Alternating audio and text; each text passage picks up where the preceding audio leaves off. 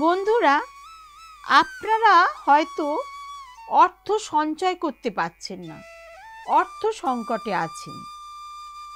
বাস্তুমতে অর্থনৈতিক সংকট কাটাতে কি কি কারণে এই যে অর্থ সংকট হচ্ছে, তার প্রধান কারণ হচ্ছে বাস্তু দোষ। এই বাস্তু দোষ কাটাবার জন্যে আমরা কয়েকটি বাস্তু টিপস আপনাদের সঙ্গে শেয়ার করছি। বাস্তুশাস্ত্র অনুযায়ী অর্থ সংকটের মূল কারণ বাস্তু দোষ। এই দোষ কাটাতে না পারলে অর্থহানি হতেই থাকে। তাই জেনে নেওয়া যাক বাড়িতে কি কি রাখবেন। ১ নম্বর, গণেশের মূর্তি।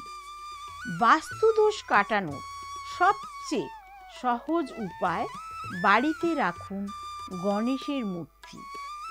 গণপতির মূর্তি রাখুন উত্তর পূর্ব দিকে। গণেশ অর্থ সংকট কাটিয়ে দেন। ২ নম্বর, মা লক্ষ্মীর মূর্তি। লক্ষ্মীর কৃপা থাকলে কেটে যায় বাস্তু দোষ, হাতে আসে অর্থ। সেই জন্য লক্ষ্মী মূর্তি রাখুন ঘরে, উত্তর পূর্ব বা পূর্ব দিকে। গণেশের পাশে লক্ষ্মী মাকে রাখতে হলে ডান দিকে রাখবেন, বাঁ দিকে কখনোই রাখবেন না। ৩ নম্বর, কুবেরের মূর্তি। ধনসম্পত্তির দেবতা হলেন কুবের। তাকে প্রসন্ন করলে কাটে অর্থ সংকট। গণেশ লক্ষ্মীর সঙ্গেই রাখুন কুবেরের মূর্তি। ৪ নম্বর, শঙ্খ। বাস্তুদোষ কাটানোর জন্য শঙ্খ দারুণ টোটকা হতে পারে। বাড়িতে শঙ্খ রাখুন, খুশি হবেন মা লক্ষ্মী, কাটবে অর্থ সংকট। ৫ নম্বর, ঘোড়ার নাল। বাড়ির দরজার বাইরে ঘোড়ার নাল রাখা শুভ বলে মনে করা হয়। এতে ঘরে শান্তি ও ইতিবাচকতা থাকে।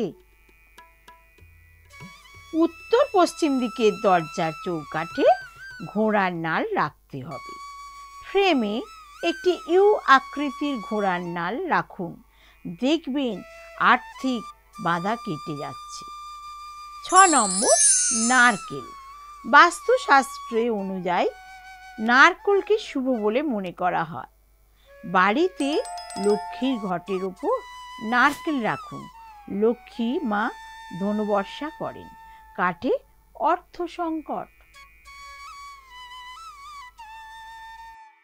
এই ভিডিওটি শুনে খুব ভালো লাগলে আপনারা আমাকে কমেন্ট দেবেন প্লিজ।